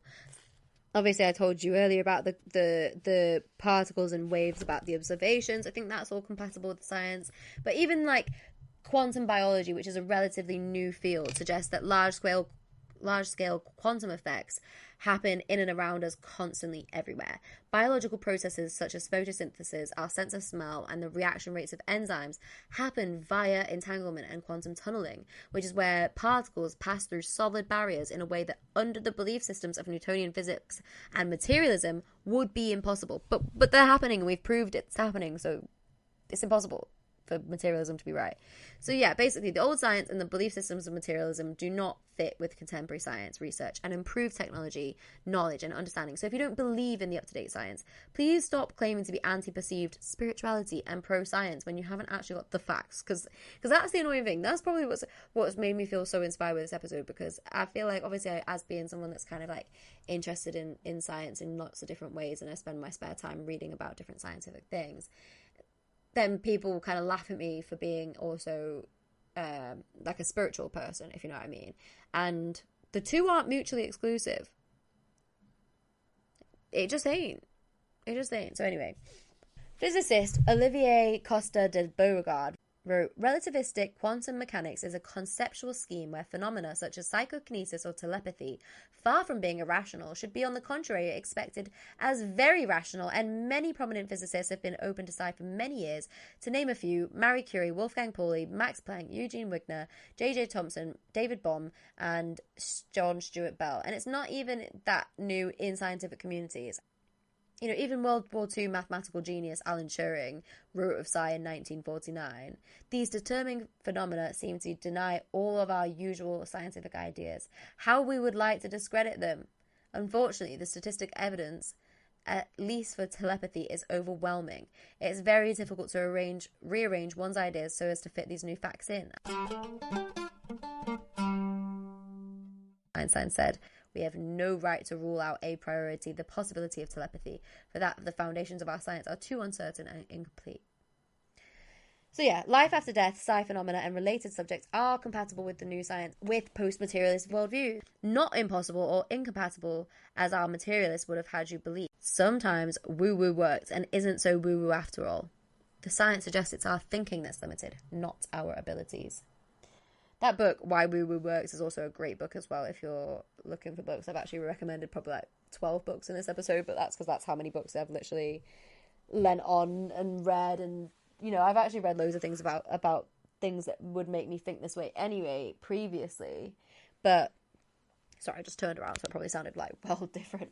But when I started thinking I want to do an episode about this is how many different books I've ended up reading.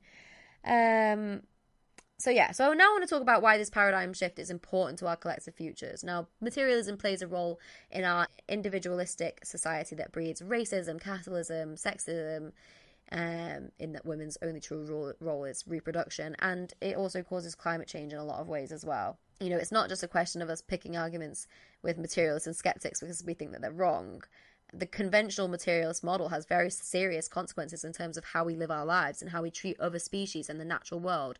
It leads to a devaluation of life, of our own lives, of other species, and of the earth itself. And it's essential that our culture moves beyond materialism and towards post-materialism as quickly as possible. The thing is, materialists have even, you know, heavily skewed our mainstream scientific understanding of evolution with assumptions not based in fact. You know, as I mentioned earlier, something I found out only recently is that the widespread understanding of evolution is not what Darwin himself said, but actually neo-Darwinism, and obviously Darwin actively disagreed with that, which confusingly still has his name in. I am going to do a full episode on this because it's got loads of interesting points that deserve plenty of time, but essentially our standard ideas of evolution are flawed with their emphasis on competition.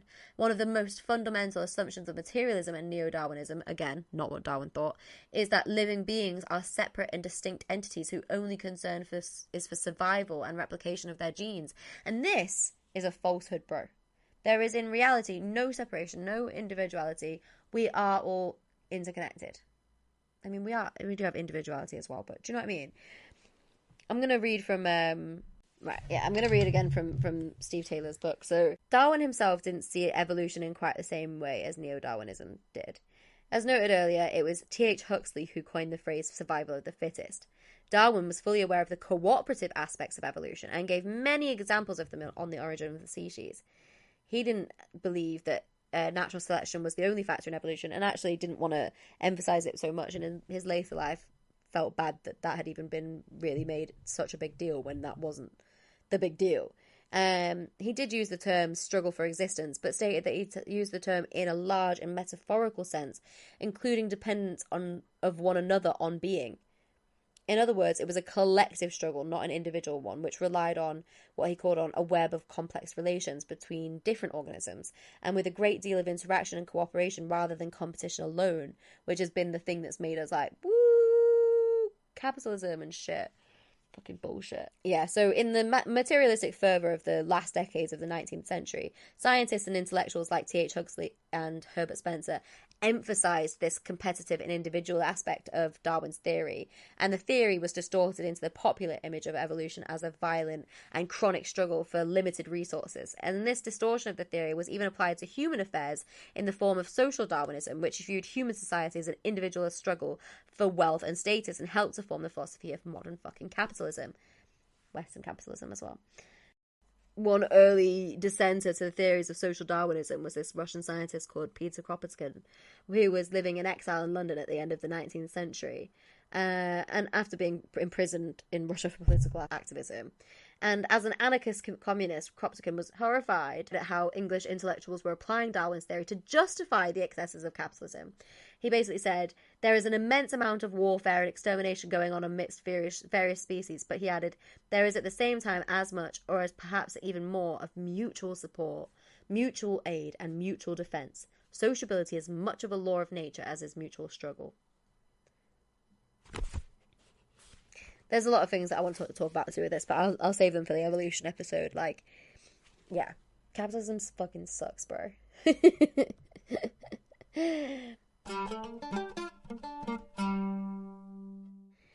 So yeah, materialism made capitalism and other kinds of materialism where life is just buy stuff, reproduce, eat dog. Fuck that, man.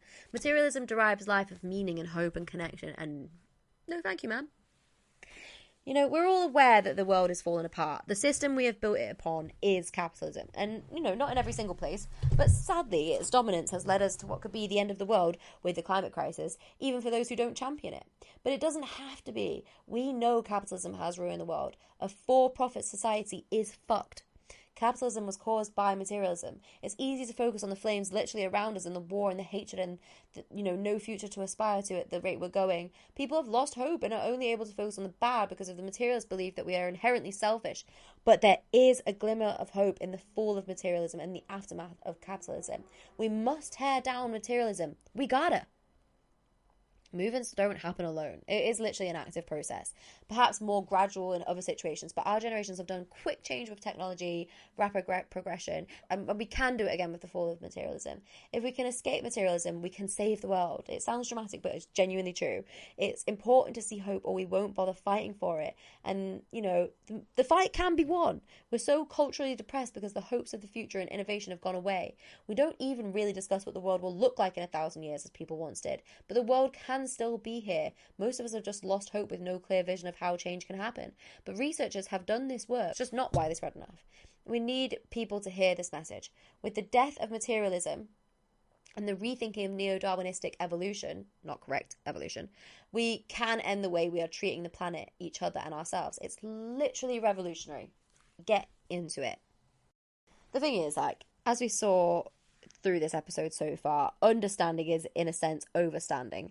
Feeling that we understand how the world works gives us a sense of authority. Rather than feeling subordinate to the mysterious and chaotic forces of nature, we feel that if we overstand the world in a position of power, if we admit that, things to do with quantum physics or phenomena that exist that we can't fully understand or explain exist, then the world is stranger than we can conceive. It weakens our sense of power and control. This issue of power applies to all belief systems, but in the case of materialism, the feeling of control is enhanced by an attitude of dominance towards the rest of the natural world because we experience ourselves as separate from nature, and because we experience nature as fundamentally inanimate and mechanistic, we subconsciously feel entitled to dominate and exploit it. There is basically a colonial element to this, which pictures nature as this uncharted territory that is our duty to explore and conquer, in much the same way as our European ancestors explored and conquered new continents. But yeah, materialism basically satisfies this psychological need for control and power over the world. Knowledge is power. Feeling that we understand how the world works gives us a sense of authority and domination, rather being subordinate to mysterious and chaotic parts of nature. But it is, this a desire to conquer nature that comes from especially fervent materialists. Is this desire to have a complete understanding of the world and the universe, to explain all their mysteries so that we can become complete masters of creation. And that is totally colonial. It sees nature as this uncharted territory, which is we've got to go out and explore it. There are a lot of people in the colonial enterprise, who you can compare to the scientific enterprise, believing that it was our destiny and right to have dominion over nature. This guy, Francis Bacon, literally said, "Let the human race recover that right over nature which belongs to it by divine bequest." And he was also part of the colonial enterprise. So, yeah, you can tell how he was getting along with materialism and colonialism. I think it says here, the attitude is implicit in the way that some scientists view nature as something out there, a domain that is foreign and separate to the consciousness that observes it.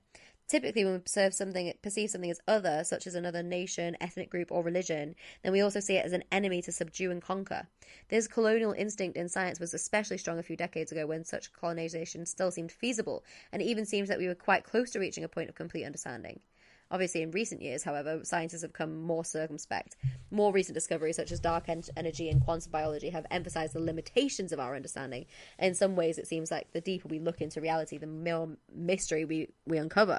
Right. Obviously, it is literally just hella racist because Eastern philosophies, indigenous peoples have literally been trying to share this knowledge to say half this shit for centuries. And our racist ass culture has used TV, film, media to make those kinds of beliefs out to be stupid, like genuinely inferior. Technology has made us think that we know all, and rapid scientific findings and medical findings and tech have fooled us to think that we know everything, but we don't know everything.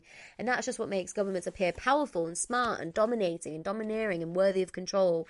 So haters, wake up, hon. You have been brainwashed. Tell me again how science doesn't believe in the soul, life after death, telepathy, precognition, and psychic ability. Nah, you're boring. You're wrong. That is fake news. The crazy thing is how badly philosophy has been pushed out now. As if because, like, materialists are so, like, completed it, mate, even though obviously they haven't even plugged the holes in that theory. It's literally giving Swiss cheese. Some academics are acting like we don't need philosophy at all now. The running joke that philosophy is a nothing uni course and is pointless is seriously not good for our future societies. Our main act of rebellion in the future is going to be continuing to think, and to share ideas among our communities. So let's bring philosophy back, young fillies. The problem is, well, there are so many problems caused by materialism in the world that could be changed by a new collective frame of mind, read the Metaphysics. The present framing of the cultural debate in terms of materialism versus religion has allowed this materialism to go unchallenged as the only rational, viable metaphysics. Collectively, we're obviously working to change this because it currently allows for a totally toxic society. In every aspect of our modern world, we are quickly seeing how the unacknowledged opinions and biases of all those in all industries have shaped the mainstream view, much to our collective dismay. Like, for example, racially biased AI technology, sexist media, homophobic laws, and the same exact thing has gone on here and across academia as a whole. As I mentioned earlier, we used to believe that the Earth was the centre of the universe, geocentrism, and now we know it's the sun, heliocentrism. At the same time, when mathematician and philosopher Giordano Bruno accepted Copernicus's earlier theory that the sun was the centre of the solar system, he was tried for undermining the authority of the church and burned at the stake in 1593. When Galileo did the same, his books were all banned and he was put on a lifelong house arrest. Sometimes people really want to stop other people's voices being heard. The church was so hostile because they knew unconsciously that their metaphysical paradigm was being threatened, and their brutal punishments were a way to hold back cultural change.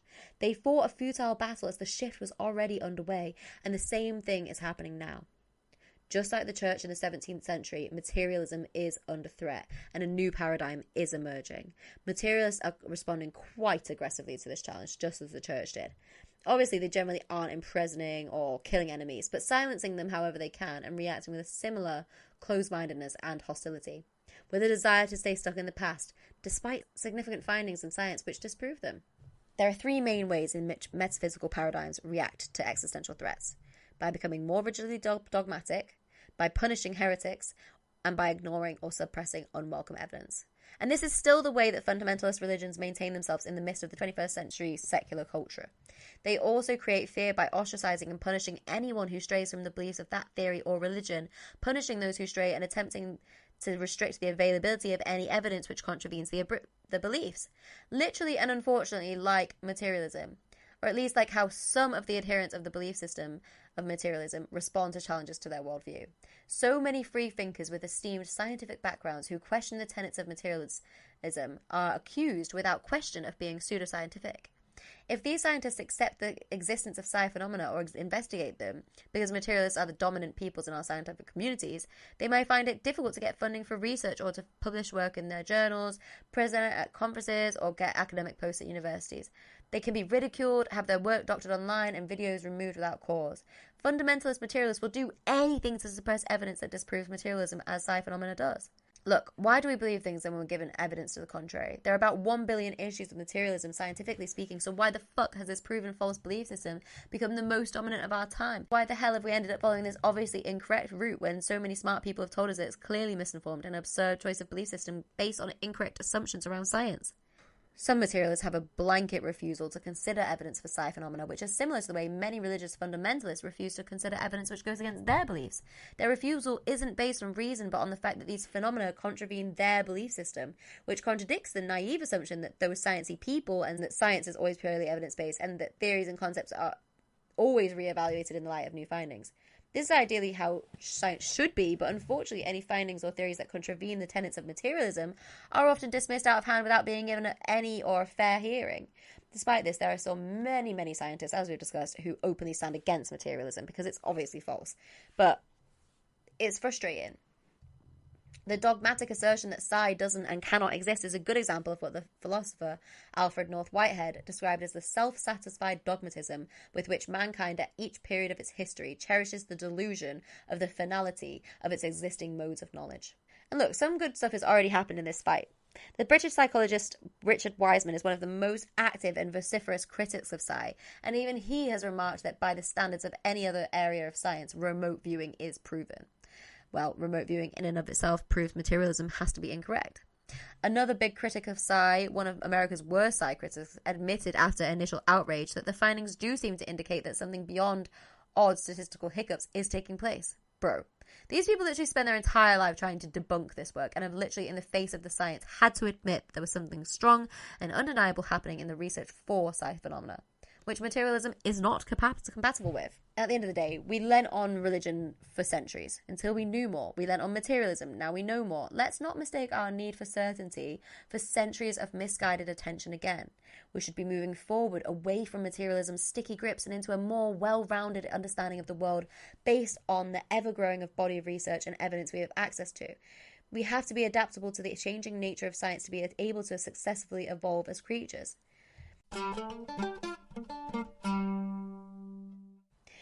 Alternative belief systems to materialism know that we come from matter, and we have matter, but we are not only matter. So I agree that it had a time and a place, but it's just excelling part of the story and leaving the other important components behind. Actually just denying that they exist and further preventing funding for study. Now we need to move forward from the science of 2 centuries ago and look for a fuller, more well-rounded understanding of the world. What we need is to free science from the straitjacket of the belief system of materialism and introduce a wider, more full form of science, one that's not limited and distorted by beliefs and assumptions. You know, when art movement eras are happening in the present day, people don't just name them that thing, like post-impressionism, until about midway or after. The same needs to be true with this, which isn't as frequent, but we need a collective shift in the mindset around our collective philosophies. Materialism is deader than dead. It's over. Boring. And so last century. Which is lucky because we really need to stop all that way of thinking before it kills the planet and its citizens even more. It's a mistake. We were wrong. We hate to be wrong, but it's okay. You know, it's common. Failure is literally how we learn. We have learned our lessons and we're ready to reap the rewards of a new world. A world that centers nature, consciousness, and connection. All possible with a flip of the script, one that's been writing fake news for way too long. Our foundations were wrong. Let's just rebuild them. The post-materialist world is literally full of opportunities. The ideas for our future metaphysical zeitgeist all share the same concept, that the essence of reality is a non-material spiritual quality. This is the oldest and most cross-cultural concepts in the world. Well, almost all of the indigenous cultures developed this idea independently. Philosophers have easily used this to explain problems like consciousness, not so much of a problem when it's described like this, and the mind-body problem. And this same concept is implied, as we've heard, by the findings of physics. This idea can help explain some of the most puzzling and controversial issues in contemporary science, psychology, and philosophy. The thing that makes it foggy is not the facts, it's the binary belief that you're either for materialism or for religion. And some of the smartest people I know have been led to think that materialism is science, but bitch, it ain't. This future worldview sees this spiritual quality as an irreducible primary aspect of reality, just like elemental forces like gravity and electromagnetism, possibly even more fundamental than those. It's everywhere and in everything and the spaces in between. I saw a thing that said, perhaps this force came before the universe, and that the universe, with all its natural material particles, laws, and physics, is an expression of it. So like the universe is expressing itself, and so are we. Cute. So some of the theories, I'm not going to go into them too deep, much. I'm not going to go into them basically, are idealism, dualism, not it. Then also pluralism, types of monism, and panpsychism. All of those things I personally don't totally agree with, but there are lots of ideas out there. There's a new one that I feel most post-materialist scientists like many quantum physicists and I and lots of psychologists that I've read about agree with, and that's the most common one, and also just makes sense intuitively and experientially in our day-to-day lives. So the newer one, my favorite, is panspiritism, which I think psychologist Steve Taylor coined in his book. Apparently so it says here there are some clear similarities between panspiritism and panpsychism. They are both post-materialist approaches in the same sense that they don't believe that matter is the primary reality of the world and that mental phenomena can be reduced to brain activity. Both perspectives propose that the spirit or mind is an essential aspect of the universe and can't be explained in material terms. Both also suggest that the universe is fundamentally alive and sentient rather than mechanistic and inert. Essentially, the significant differences are, though, panpsychism suggests that the most basic particles of matter have some form of inner being and some form of experience, and it doesn't conceive of a spiritual force that pervades all things, including empty space. Panspiritism does suggest that spirit force pervades all things, but not necessarily that it imbues them with inner life. It's obviously important to remember that panspiritism is much more than a philosophy. More fundamentally, it's experiential. It's something that, we've got. And I just want to mention as well that almost every indigenous group in the world has a term that describes the spiritual force or power that pervades all things and constitutes the essence of all things. They're not theistic usually. They don't have concepts of personal gods who overlook the world or intervene in its affairs. Some peoples have a concept of creator god, but essentially it's most common to have this idea that the everyday world is pervaded by spirit in some way. And there are loads of individual names that different groups do call spirit. There's Yok, there's Takiwakan, there's Wakantanka, there's Arenda, there's loads of different ones, but I just want to make sure I mention them because everyone else has been saying this for ages. I don't want to come in here like white bitch, like I am telling you for the first time that spirit's in everything, because that's definitely not the case. We will do more episodes on our post-materialist future, but just so you have an idea of what they could be like, I wanted to tell you some of the schools of thought so you can research if you want. Now, I'm obviously not religious, but in terms of like community, connection, collectivism, people have made life good through those bits of the church. After that, with the meaninglessness of materialism, a lot of people lost that community connection, and depression and that are rife, partly because of the way the world is now. Materialism is in charge. Rampant individualism is what leads to the wealth gap. We don't have free clubs to meet up as much, like church was where people went to like connect with people a lot of the time.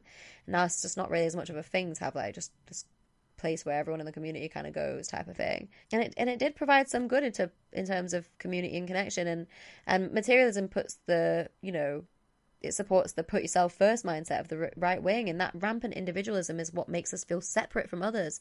It's dangerous rhetoric. If consciousness is the source from which we come, as most post-materialist science suggests, instead of us being the source of consciousness as materialism suggests, we can re-find the connection that some elements of being part of a religious community provides without the need for blind faith or an oppressive patriarchal control structure and all that other bad stuff. This is a powerful and vital evolution to our metaphysics. How we relate to death, the future, the earth, climate, ourselves, and each other are all affected by this necessary change to the mainstream worldview. A few months ago, my grandma died, and I asked my dad if he believed in life after death, and he said no, because science, which has helped to inspire this episode, to be honest.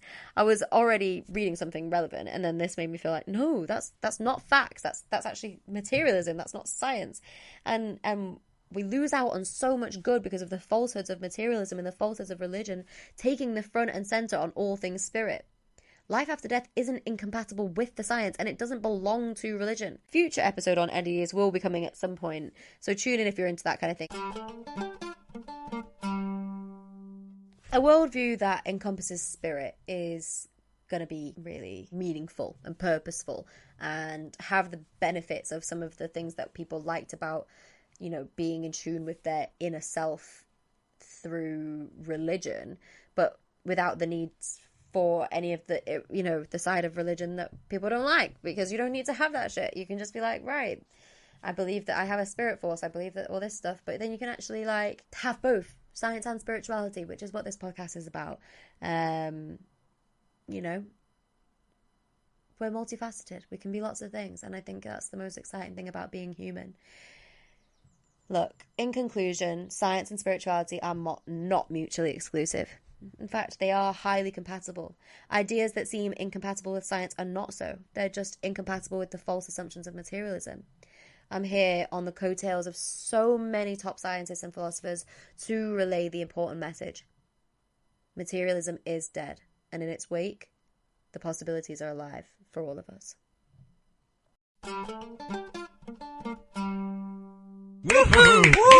Yeah. Well, thanks everyone for coming to listen to this episode. I really enjoyed making it. I really enjoyed preparing for it, and I hope you enjoyed it. I'd love to hear what everyone thinks. I'd love for people to write to me. Look, there's a constellation of dots in our heads waiting to be connected. It all comes from passionate thinking and sharing of ideas. So if you want to get into it with me, come find me over on Instagram at intu-it-pod and send me a DM to discuss big ideas, or just comment on stuff, or just whatever you want. Just be thinking and just get in touch. I love you all so much, and I'm so grateful if you've listened all the way to the end. Thank you, and good night.